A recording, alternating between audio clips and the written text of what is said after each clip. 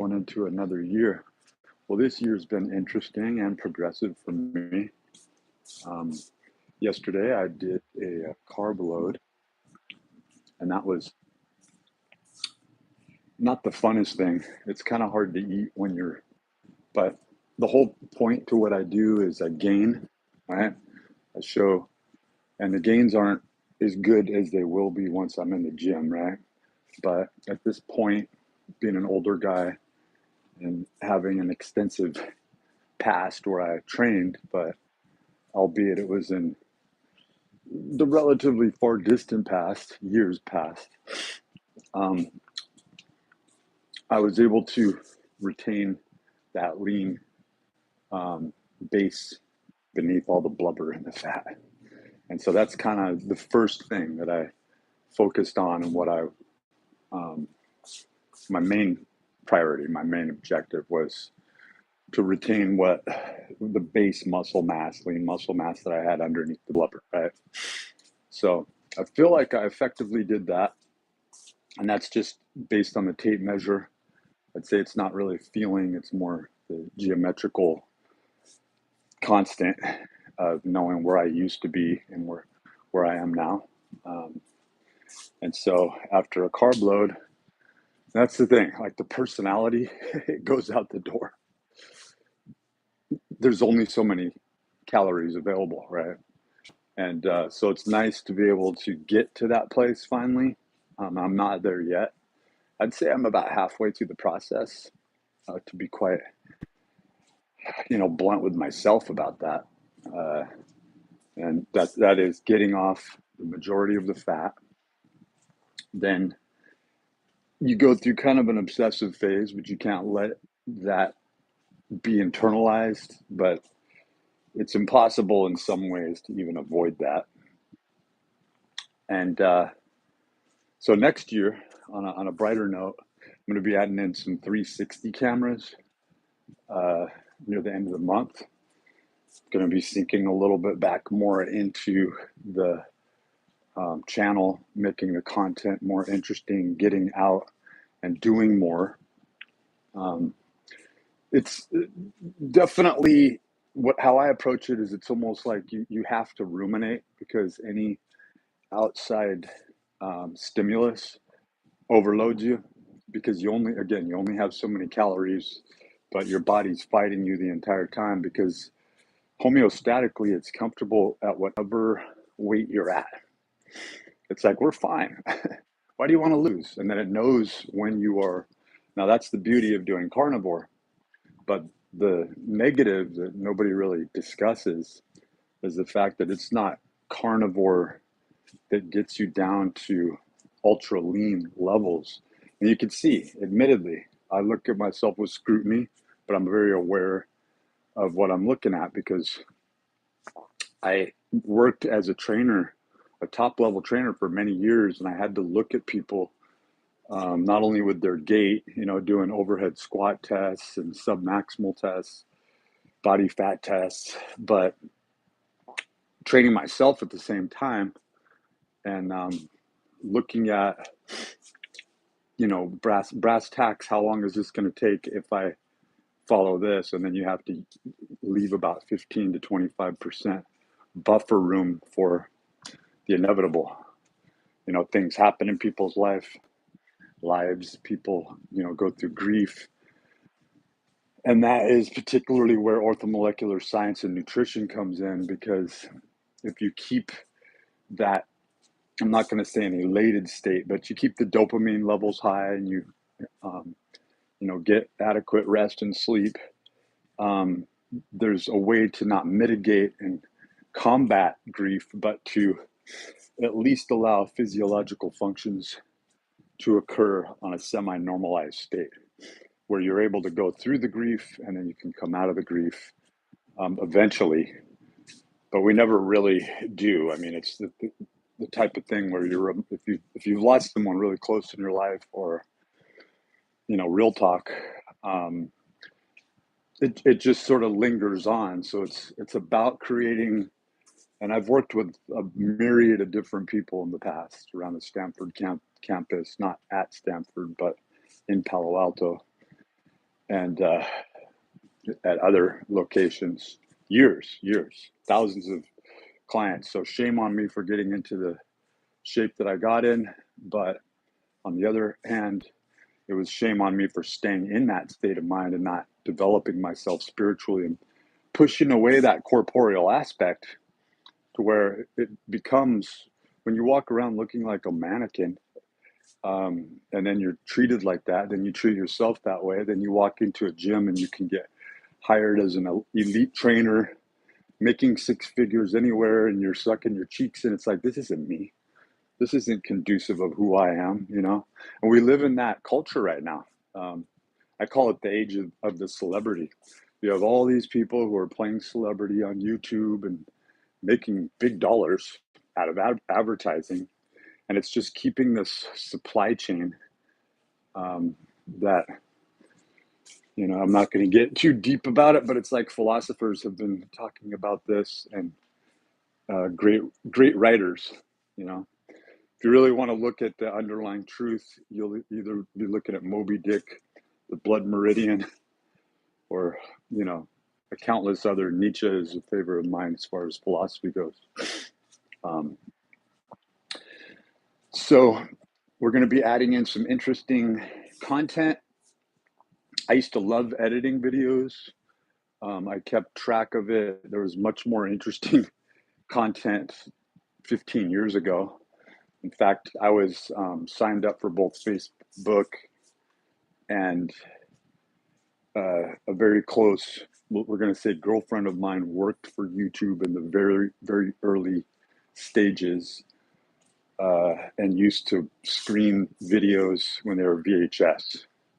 And so when I was in Palo Alto around that time, 2006, 2009, I was I was putting my YouTube stuff up, and even my general manager was like watching me. It was the kind of thing where it was like the content was great. I was sleeping in my Mercedes outside in the parking lot, and then I'd go in and work 17 hours and have to figure out how to keep my body below 5% body fat. And you know, you go through these existential crises. Where I was living in Avalon Towers, I woke up. You know, I'm around 40. I've got a 27-year-old girlfriend living with me. We're living in this very expensive sort of penthouse apartment. My clients that I trained were living around me. One was just below me, a billionaire for Google. And these things aren't to toot a horn. It's to say that I was immersed with the bullshit, and would wake up, like I say, in an existential crisis. And the only way, and then little by little, it chipped away at me until, like, what are these things? Principles. What are these? What is this spirituality? Like, we like to use these terms, but they're only in a sort of, I would say, a very light, not in-depth manner. I start getting a little winded here because I'm blabbing, I'm walking. I just had my coffee that was mixed with Isopure. I showed it on my other channel. I love this stuff. And I always, you know, lose a couple subscribers when I do these lives, because I think specifically, generally, and definitely my personality has always been misunderstood. I'm not looking for affirmation. I don't put my stuff up for that. Literally, for me, it was a castaway, and the fact that I don't care that I'm 35% body fat, that I feel comfortable with that to this day. What I'm going through is a process of what I did for years on end, to where it became old hat, literally, old hat. And so lives, and then when I was in my early 40s, And I was no longer training people, and I was taking a break from that. Even though I'd walk in and I'd be able to get a really good job, even management jobs, I couldn't do it anymore. I went through a complete and total, what you might say, existential crisis. It wasn't a midlife crisis, even though it happened around midlife. It was the same crisis that I had been in and everyone is in. And it comes down to, what is reality? Is there free will? You know, all these questions that only the individual can answer it. And then you can't, there is no language to convey to the next person. It's like you're going to have to find that for yourself. And that's why answers seem cryptic. When people turn to those who are enlightened, the enlightened will say, you know, when we use the term enlightened, we're talking about the Enlightenment era, right? The span throughout the 1800s, you know, I would say right dead set to and prior to what would be considered like the Rococo era, just to like identify the time frame. And no words can free the next person. There's no pill that you can take.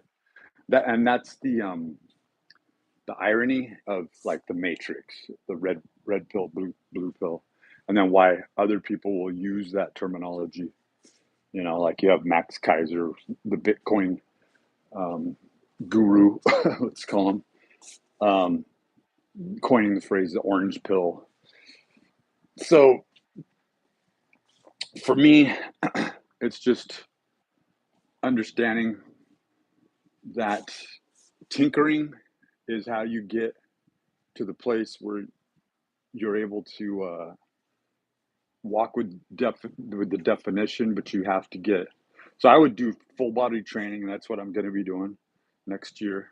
I hope your next year goes really well. And I'm not a superficially inclined person, and it's kind of like, where does that space where is there a liminal? Is there a place in between when you say subjective and objective? Is objective just something you can manipulate, or is there no subjective and objective? Right. So that's particularly interesting in the areas of aesthetics, and it seems, you know, off subject or off the cuff, but so I haven't walked in a couple of days. I've taken a break this week whenever my body fat is getting down to an uncomfortable level. So I've got a ton of fat subcutaneously dispersed, and that is what carnivore does. Carnivore takes you down to the level where you can be very lean, but it's evenly dispersing. And a lot of studies that were done way back in the day with Atkins style diets as compared to more of the athlete's diet, where there's a carb load and it's all about performance. So I tend to integrate both modalities, and then I throw in what I call protein fasting. And that's something that I've been doing. Obviously, I haven't been doing it very successfully prior to, you know, this past 9 months ago. I would just play around with it. And then I wasn't seeing any sort of results, because when you're only 5 or 10 pounds over and you go on a couple of weeks of protein fasting, you see some sort of result there, right? The body is more focused on adaptation in an oxidative way, but that's because you're getting more fitness prompts throughout a given day. In other words, when you weigh 250 pounds, just standing up is like lifting weights, you know, and particularly if you're not doing any sort of cardiorespiratory, cardiovascular, oxidative type movements. So just going for a simple walk, the feet hurt, the body is yelling at you. Certain joints bother you. And I think the main issue that most people come to when they're first trying to lose weight is they start to do things like they combat and they look at the obvious as, oh, my back hurts, so I need to stretch. And that's fine and dandy. And I'm not saying not to do that, but there's only so much time and energy. And what I propose and what worked for me and why I was a really successful trainer, particularly with overweight people, and it's just knowing that the first goal, you almost have to become blindsided in the fact that A, you're going to protect the fidelity of your lean body mass. So I used to tell clients, like, I can see you. And that was the thing that I would do is I would look at somebody and I would look at their musculature. And oftentimes the more overweight and the longer they were overweight was better because I knew that their meals, and I would ask them, I'd be like, your meals are really, you don't skip meals. You don't eat too bad. And they're like, I have a couple beers here and there. I eat a little bit of, sweets, but it's just every couple of weeks. So when you're appeasing yourself, when you're fed, the nutritional term is being fed from the sports nutrition standpoint. And that means once you eat the proper amounts of glycogen, CHO, you are, you're completely mitigating the appetite that you have that would take you into eating the large amounts of fat. So it's insulin sensitivity and insensitivity. So you get more insulin sensitive the more you separate, and this is a very crude outside analogy here, but it's when you separate fat and carbohydrates in your meals. So that's a rule that I stick with.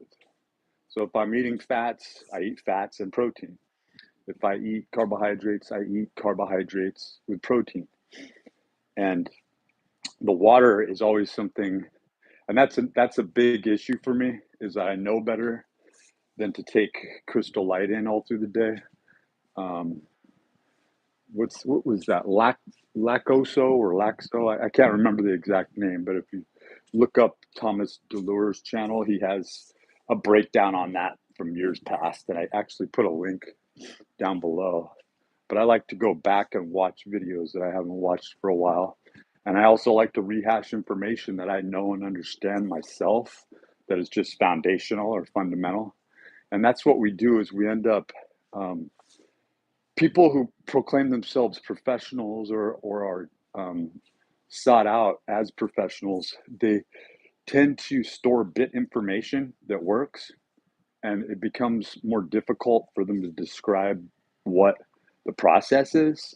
But at the same time, the process can be easily described in a sentence or a phrase so that the individual that's going into coitus of conversation with them, right, i.e. the client, the benefactor, there has to be like a co-efficiency, a co-exchange between the two. And so oftentimes, like I had over 65 clients, I would pass clients on to other people, and that became like my job, a job that you aren't paid for, but that you have to match and marry personalities together, so you have this repertoire of all these trainers, male, female, you name it, all different personalities, and then you're kind of using this Kiersey's temperament sorter in the back of your head, going, okay, this person would be great for this person, and I'm going to explain why. It's like at first you might not get along with this person. They might seem really abrasive, but I know they'd be great for your personality because, as you described yourself, you're a little more of an introvert. You tend to ruminate, but you're really focused when you need to be. And this person is going to challenge that for you. I'm not going to say you're going to have barbecues and enjoy each other on the weekends, but you'll learn to respect one another. And that's the thing that, AI and other systems of support don't understand from an open AI perspective, is that's open human beings. That's open humanity. That's an understanding where certain aphorisms and euphemisms passed down and transcend by oral tradition, and that's what works. So that's why you can have this top trainer who's never been to school in their lives, and they're like, do this. They could just say 2 words: do this, don't do this. I work with a Russian guy that um, some of the approach, and he trained Olympic wrestlers. I've watched the Olympics with people who got the athletes there. One of them was in my early days of training, was Pete Catino, who trained the water polo team. It was way back in the '90s, and he's like, "Oh, that's he was great. I remember him." And it was like a walk down memory lane, and it was really neat to have the insight and the perspective of hanging out with this person on a regular basis, getting along with them. I'm not saying I was friends with Pete Catino, but I used to talk to him and shoot the shit for hours because I was the one working in that particular gym at the time, and he liked being around young, fit people and seeing what they could do. I'm not calling someone healthy or a friend. I'm just saying, in that sort of passing notion, you learn different aspects of a person, and that's kind of what happens when you are a trainer out in public, on the floor. Someone is pretty much forced into the notion of going public because it takes a great risk for a lot of people who are in situations where they don't want to show their face, they can't show their face, but it's pertinent that they get out in front of other people, because otherwise they would never push themselves to the point where they see, wow, that average person that I know around town and have seen, and I had no idea that they were that fit, or that they're that capable of, doing Tabata training sessions, or, so what I see is stepping back into a fitness, a physiological adaptation state of mind, and then watching a myriad of different channels, starting to read a lot of the literature that is being passed around. About 12, 15 years ago, time was frozen, and there was very little progress made that's in the application phase, right? Because of the supply chain and the global financial issues, where people don't have that sort of disposable income. But the beauty of it is that people are learning how to self-apply again. They're learning how to take information that is from collegiate papers, break it down to a fundamental, rudimentary understanding, and then there's a channel for that. And so I find that to be fascinating, and it's definitely helped me because I waited so long. I went on my spiritual journey for so long that I got comfortable. I got comfortably uncomfortable, right?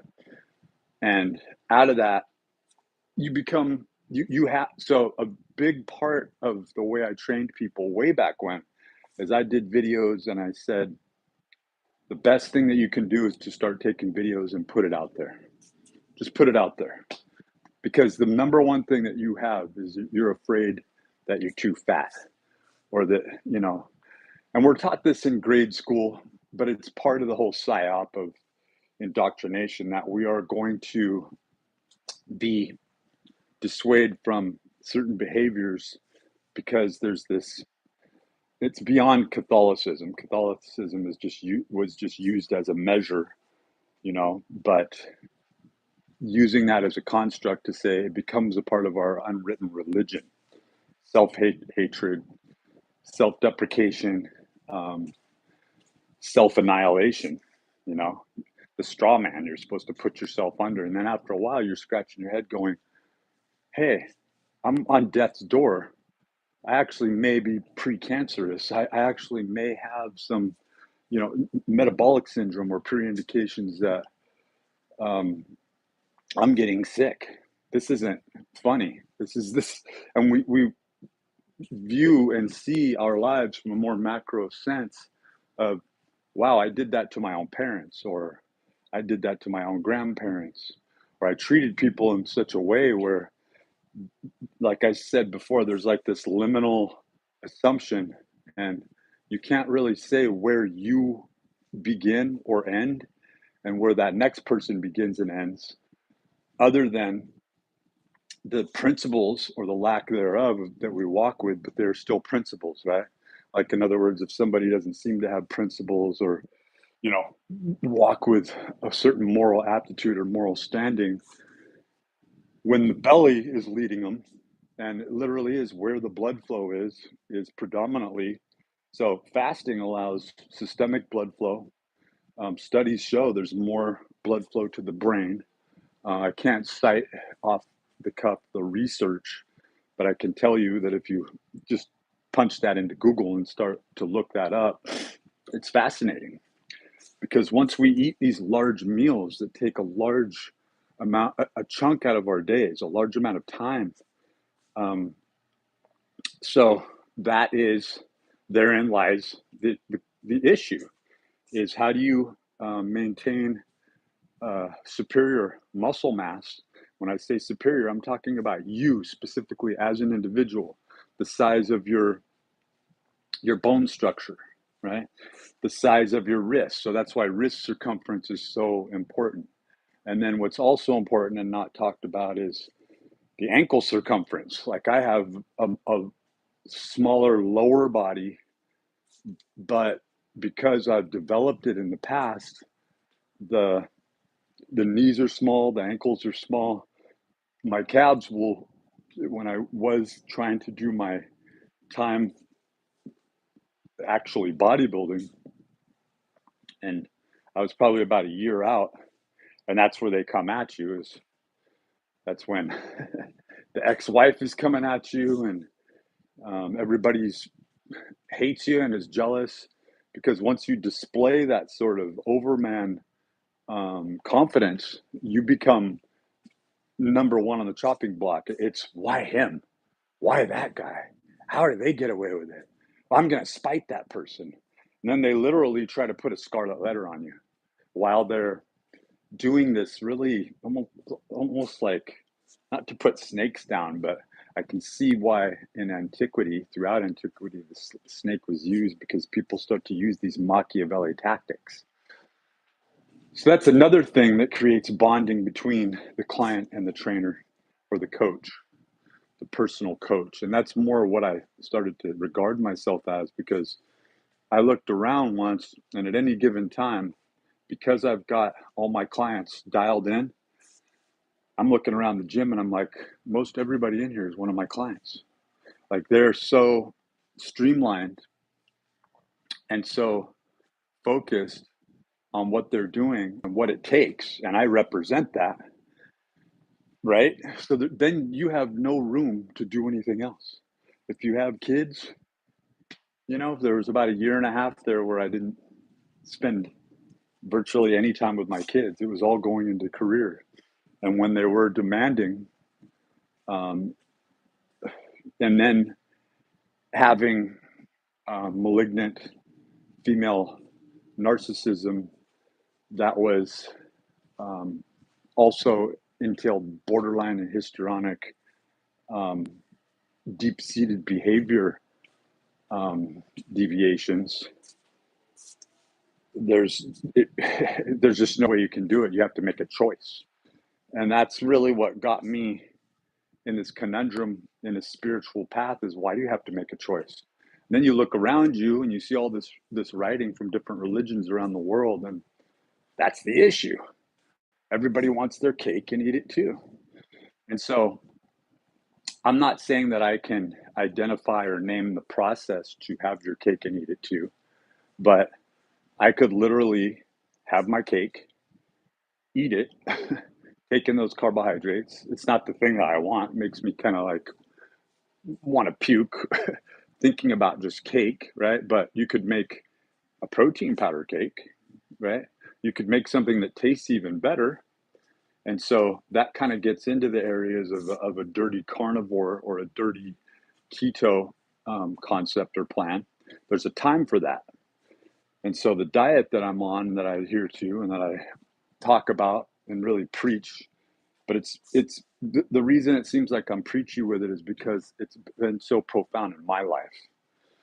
So I'm in the first stage of this process, which is getting predominantly all the fat off, but then you're left, and it takes, honestly, from where I am right now to where I used to be and where I'm going, it takes a year from where I am now to get to the place where you can see definition. There's ample muscle hardness, and I'm not talking about the sheer dimensions. Like you can hit those dimensions where you have a 30-inch waist and you have, your shoulders are 50 and you're trying to get up to 51 and you're just playing with these variables. The ass flattens out and you're doing abduction movements for the glute medius. You're doing single leg glute planks. Now you're putting a plate on. You're learning where weak areas have to be trained first, pre-exhaustion, and then down the road you realize, oh, I did this for several weeks. The muscle group is up, and you start to see your overhead squat pattern come into alignment where you're what it's called is synergistic muscle dominance, where you're seeing muscle firing patterns occur.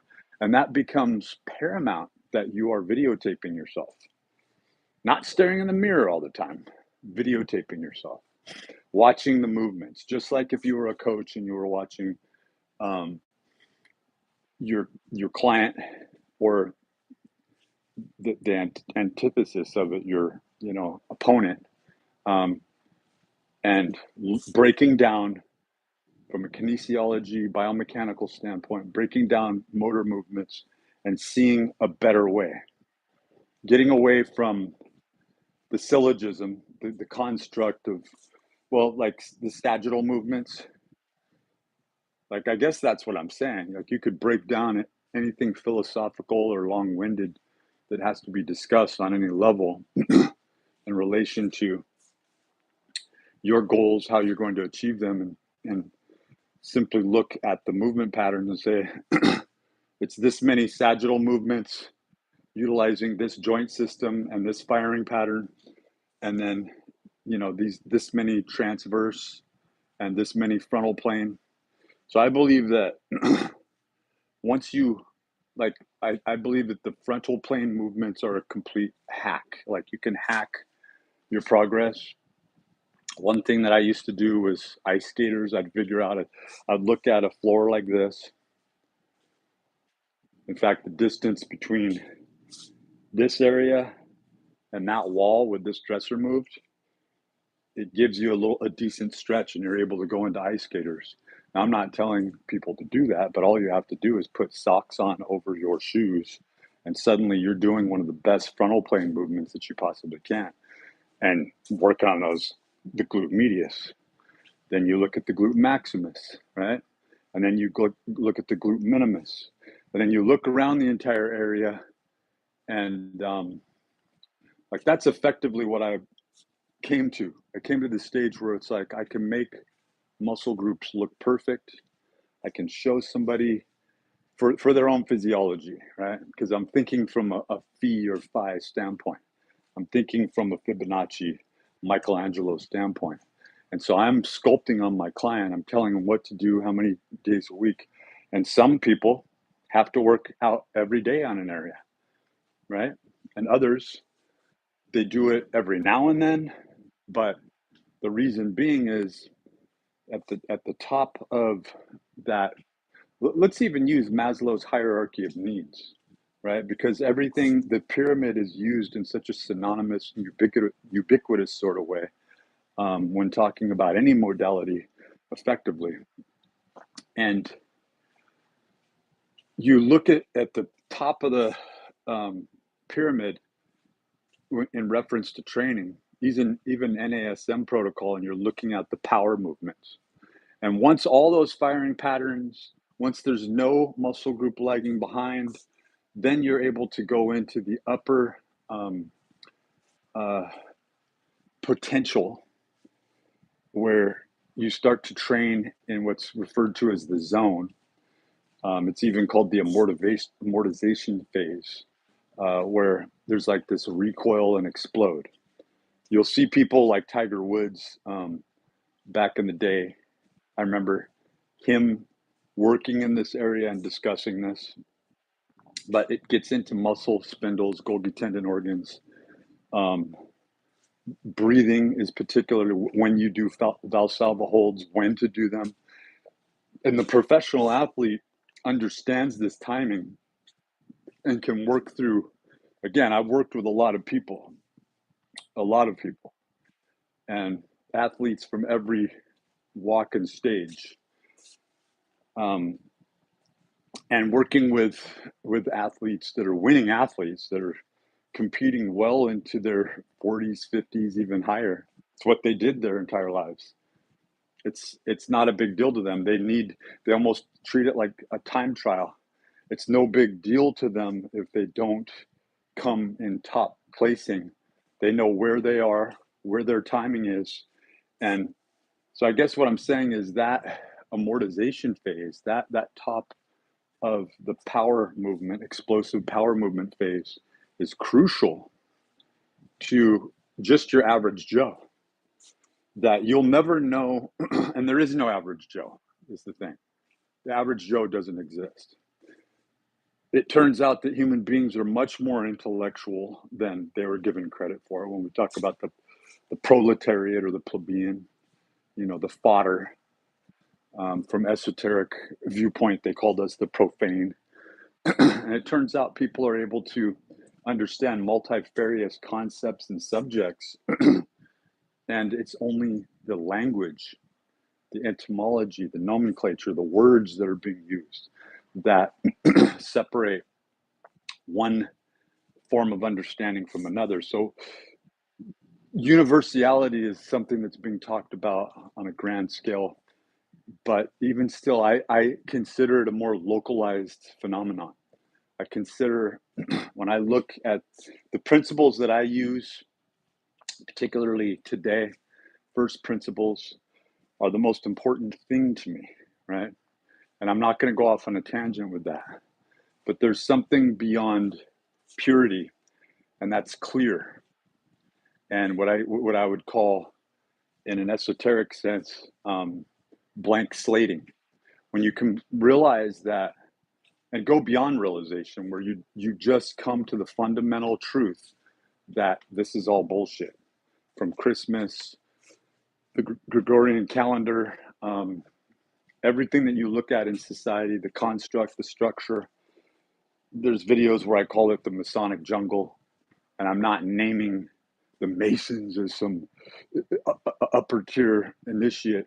It's all kind of the psyop that's meant to mislead, and you're in this labyrinth. But once you get beyond that, and you don't give a shit, you don't have the brain fuel, the patience, or the energy to deal with it because you're dealing with yourself. You realize this is the self. So it gets more into Hinduism and the one self.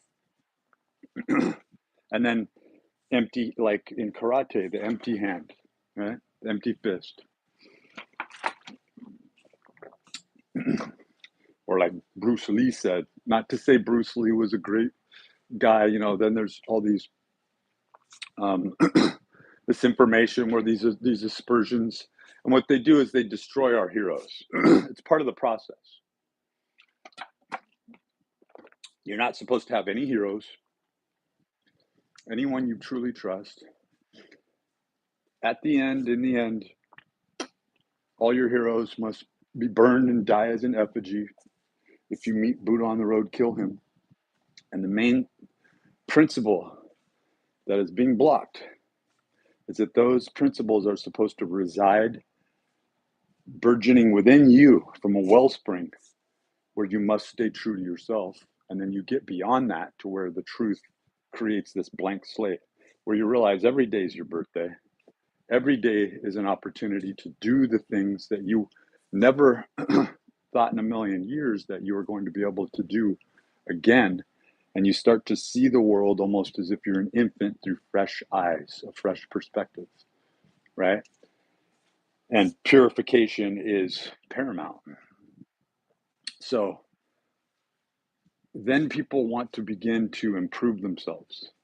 And it comes down to a very fundamental, basic reset, a basic understanding of what is it that I need? What does my, if I took one cell from my body and I wanted to give it and provide not only the nutrients, but the permeability and the oxygenation, the number of mitochondria, the process through cell division. How do I make that, lives of a cell? How do I make that cell as healthy as possible? And so when you start to look at it, so a lot of people that are eating these organic foods, the first thing you should really do is look at them and ask yourself, are they healthy? Do they appear healthy? Are they strong? Are they optimal? And that's where the areas of aesthetics really make a lot of people uncomfortable, because you see where it's like they're doing everything that they possibly can.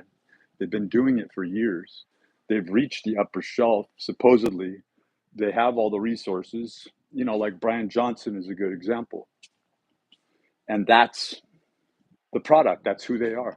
That's who they are when they apply $2 million a year. And we're looking from an existential standpoint, superficial standpoint, and saying, that's where this person is. But the truth is that most people are laughed at if they have to live under the scrutiny of what professional athletes go through. But what invariably ends up happening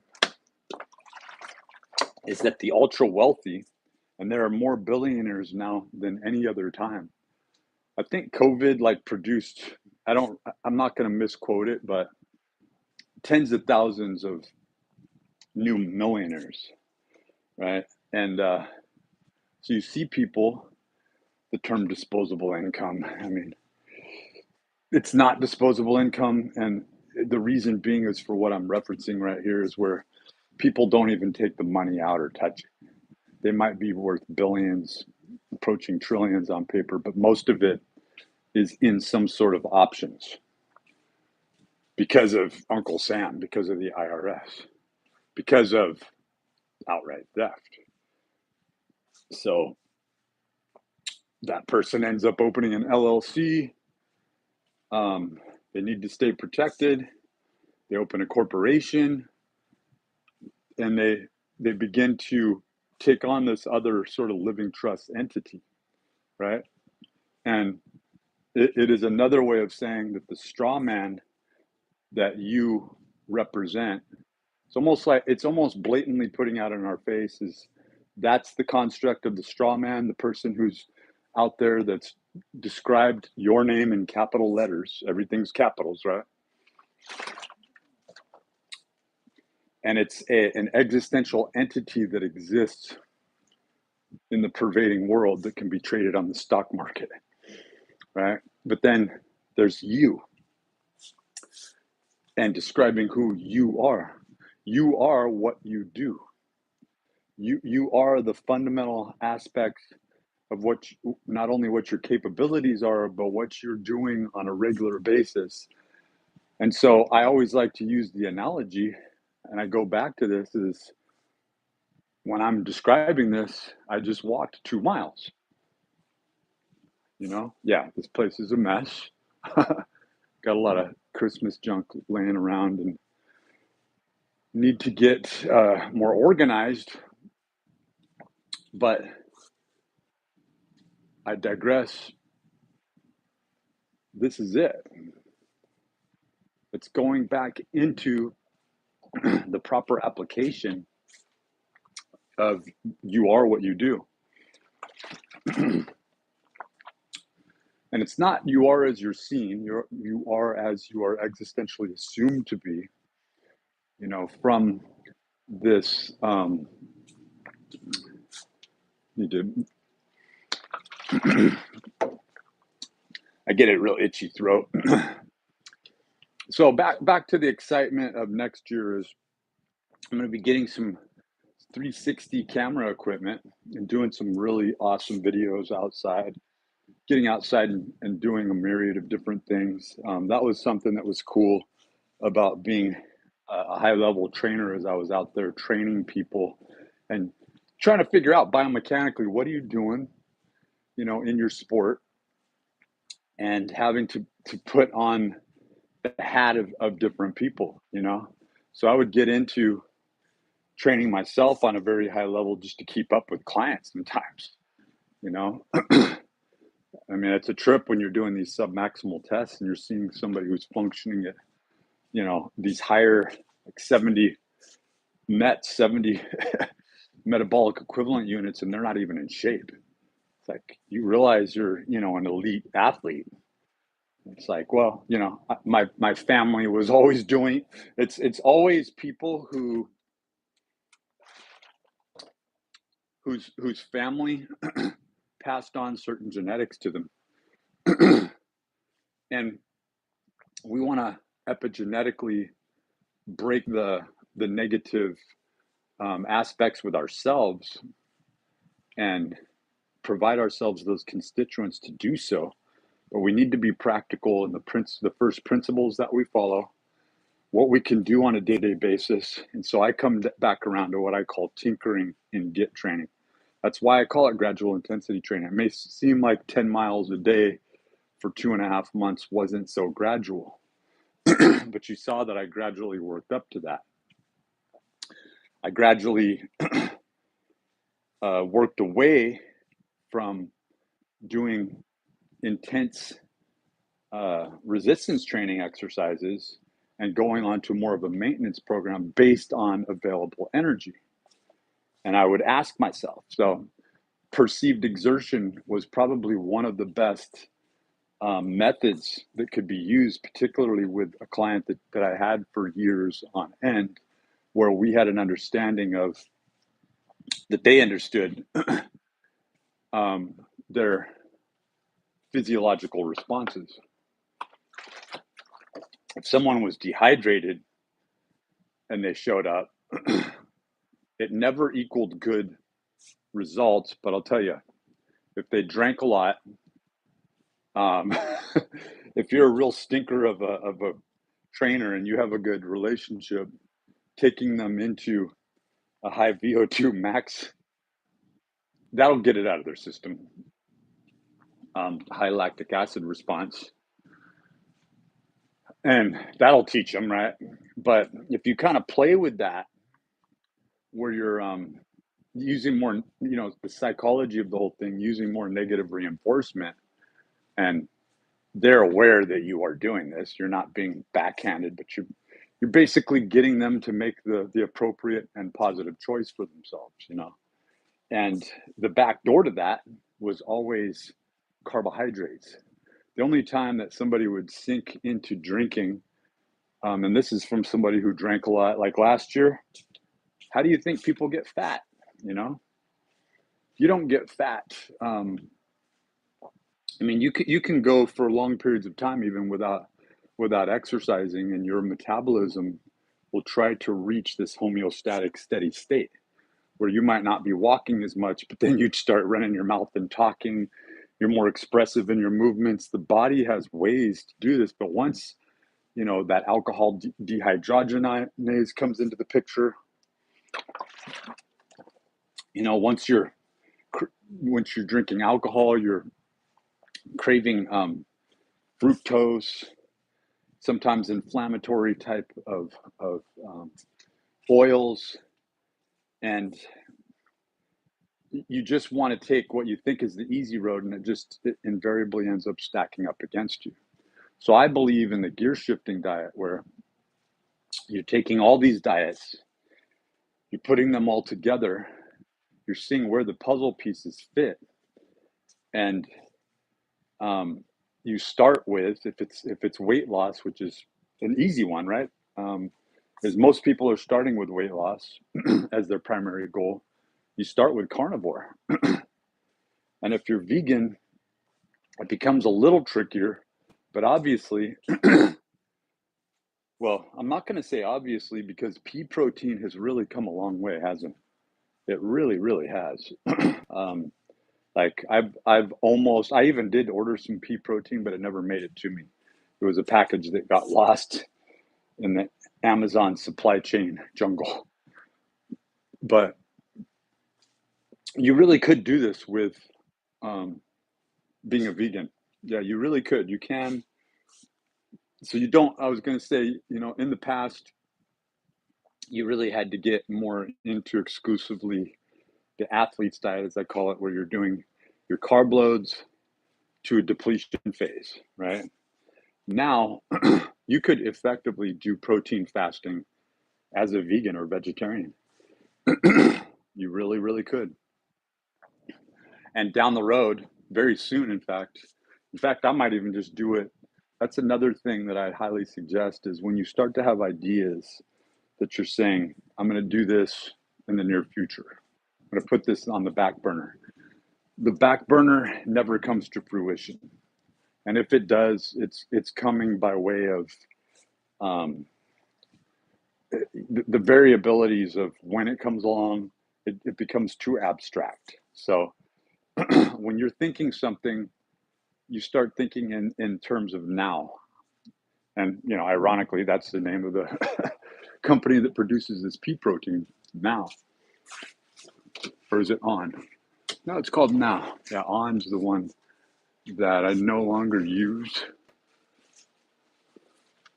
That company is another one that built up a trusted name and then changed up its product, right? And so it gets to the areas of GMO, right? So you have these really great protein powders out there, but they're also GMO. I should own my own brand at this point, long ago, actually. And that's what we're getting to, is because people end up developing what works for them. They get a client list of people who are interested in, let's face it, in the fitness industry, it's to look like them or perform like them.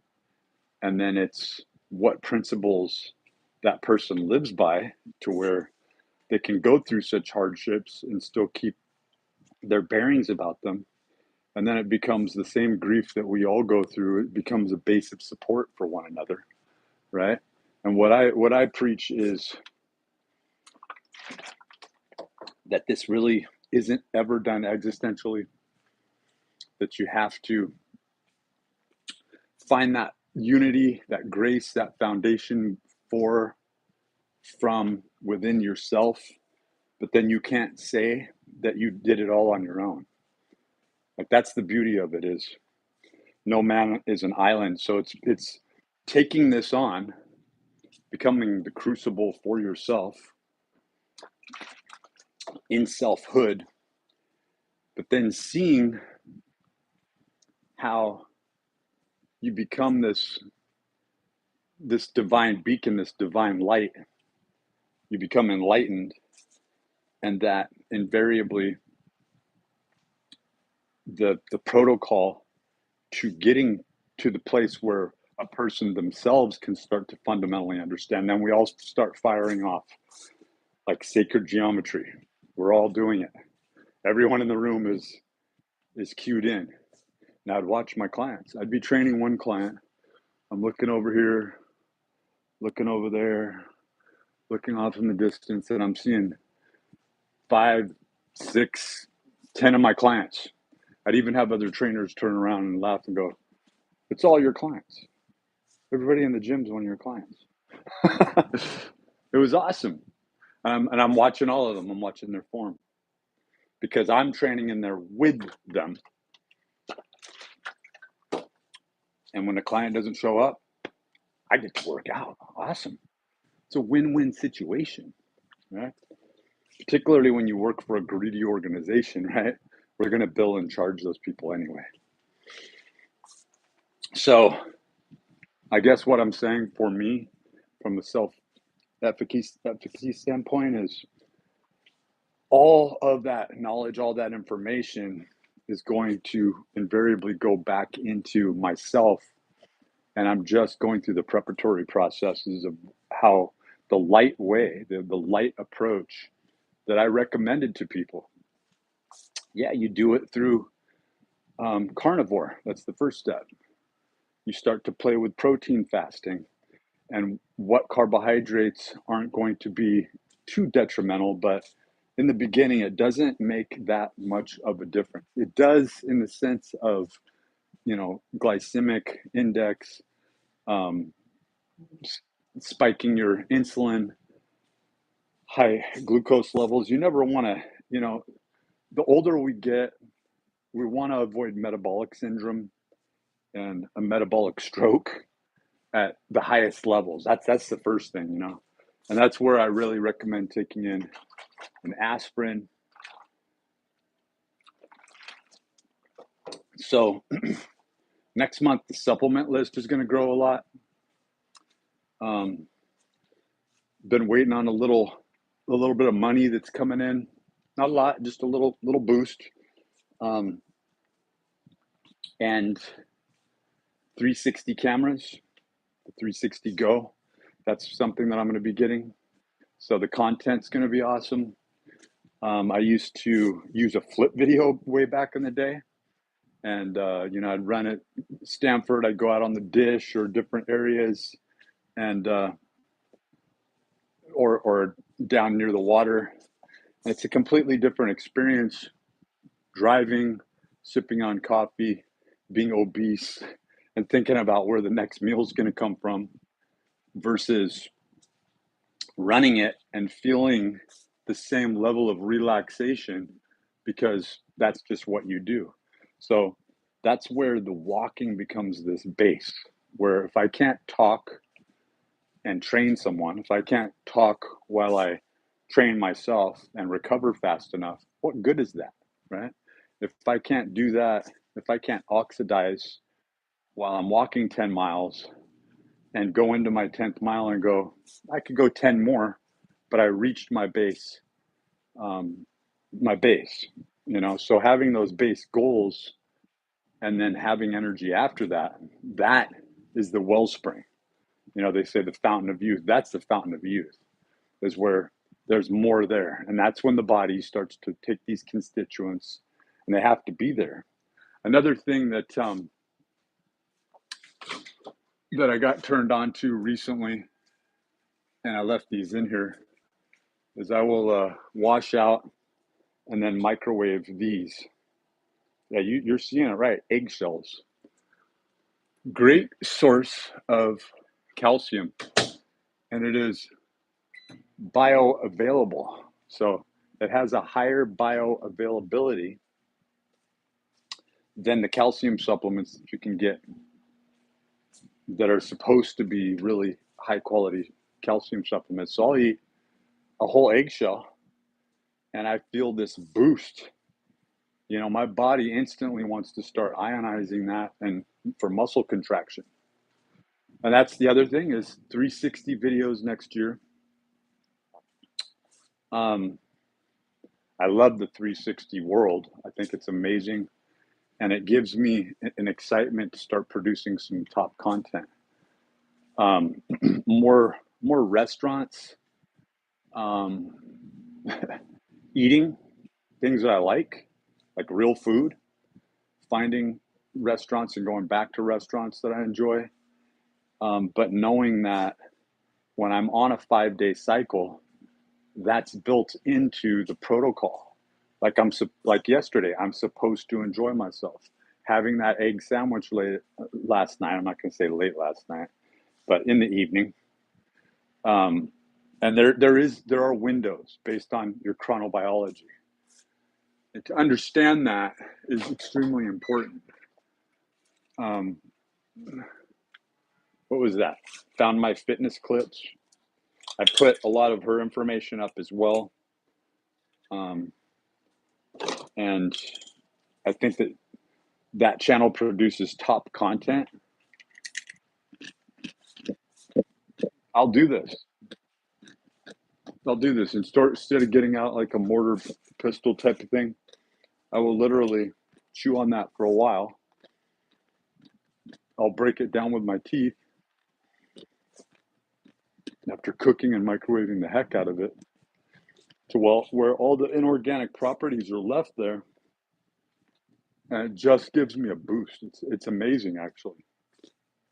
Believe it or not. These things, they seem really eccentric and quirky until everybody's doing it, and then studies are done, and suddenly there's some infrared, inter-rater, double-blind reliability pattern set there where it becomes steady state. So, Happy New Year. Be prepared to see some really amazing content next year. Being out and about, being outside, out and about, and living the lifestyle, the healthy lifestyle, doing it in a few different gyms. That's the other goal, is to get into at least, yeah, you knew that was going to happen.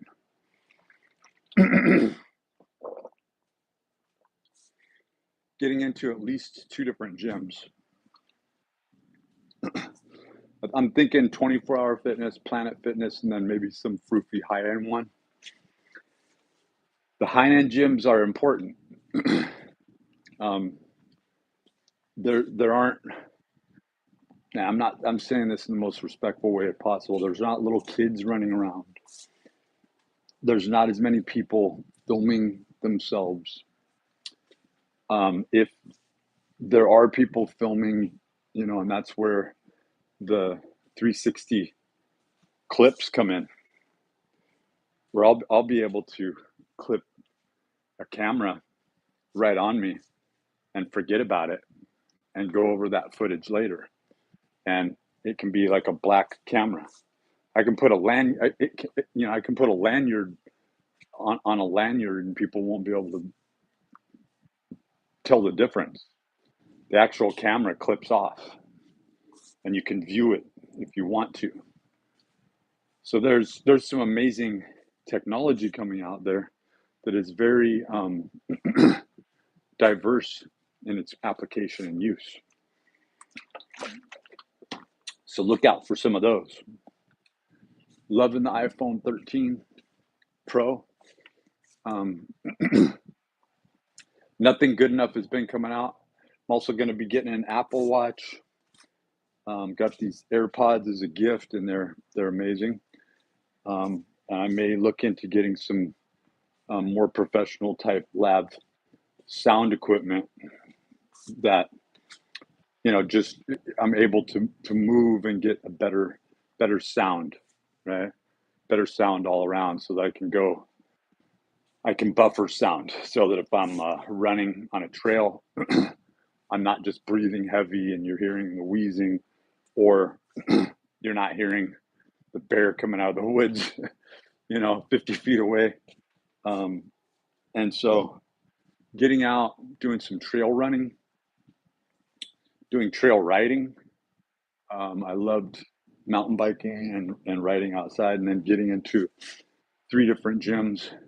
But first, we're going to be visiting some of those places where, again, I was so confidently and hubrisly flexing my fat ass.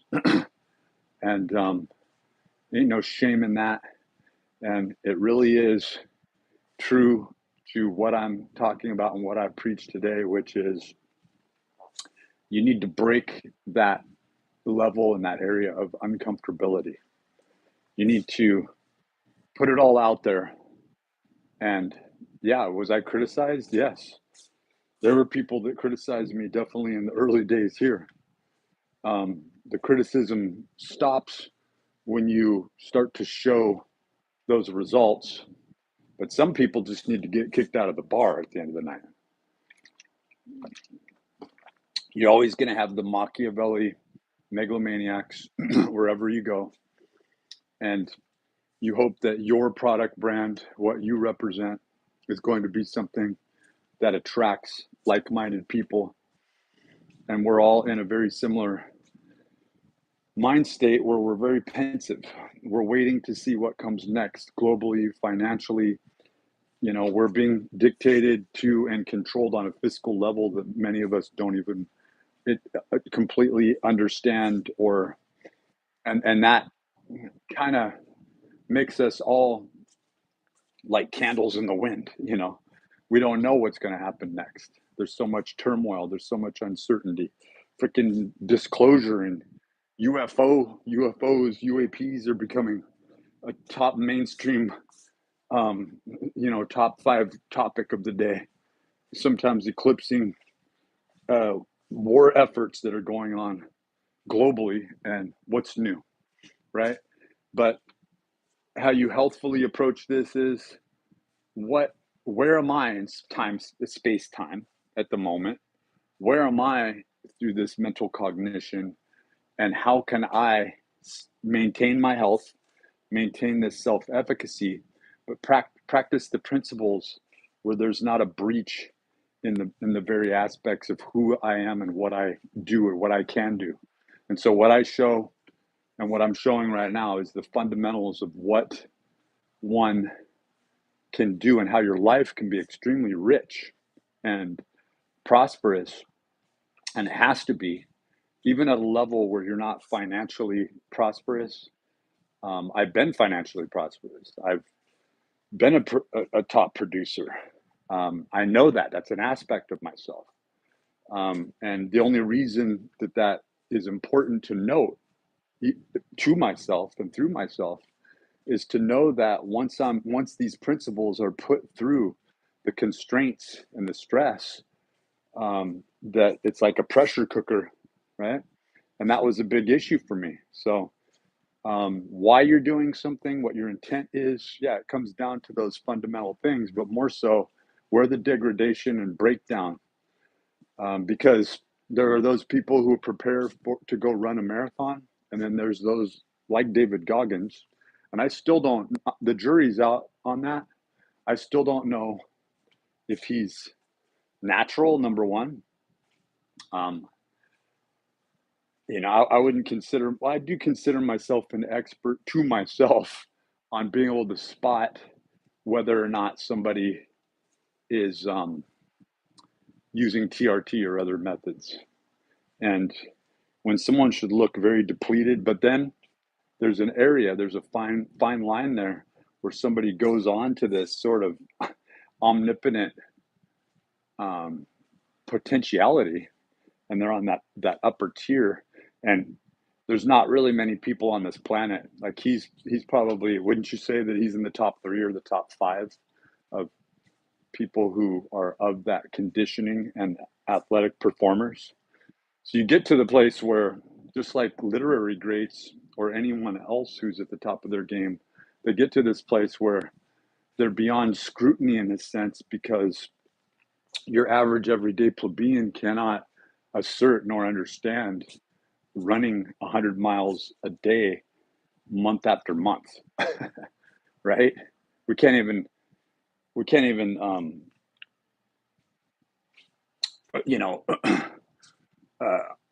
assert what that might be like, or that, being able to do thousands of pull-ups. But what we can do, what we can take away from that, is the get training aspect. And I didn't get this from him. I don't even think I was aware of David Goggins or any of this other stuff, because I wasn't following social media and mainstream stuff. Never watched Mr. Beast or Logan Paul or Jake Paul, any of those people. I never watched one of their videos prior to last year. So I had no idea. I completely, filtered it out of choice. So it really comes down to what your capability is. And you can either go through submaximal tests. There's many of them out there. The YMCA used the proper protocol and applications for your average to up to elite athletes, actually. Um, and those normative standards are out there. So if you kind of start with that, it gives you just a good broad understanding of where you are, where your average person is. And what most people tend to do is they get blown away by the fact that that's average. Like that feels really hard for me, and that's an average. Like I got some work to do, right? So we oftentimes underestimate one another, and that becomes a tactic that most people end up having to use is they can't shine, right? Like they say, they can't shine bright, or they are subject to such scrutiny and such vitriol that wherever they go, there's like this diatribe spoken against them just because they're functioning at and being their best. So you have to learn to start to spend more time alone. That time has to be valuable to the point where you even find yourself and your own time invaluable. And then once everyone's busy, that is that formula, that form of success, And it's not just to be busy for busy's sake. It's to come down to that core understanding, that fundamental understanding of who you are and what you do. And you can only know that when you're at the optimal place for yourself. All right. Happy New Year. Good things to come. And Rogue Beast Warrior out. Look for some amazing results because we're just getting started here.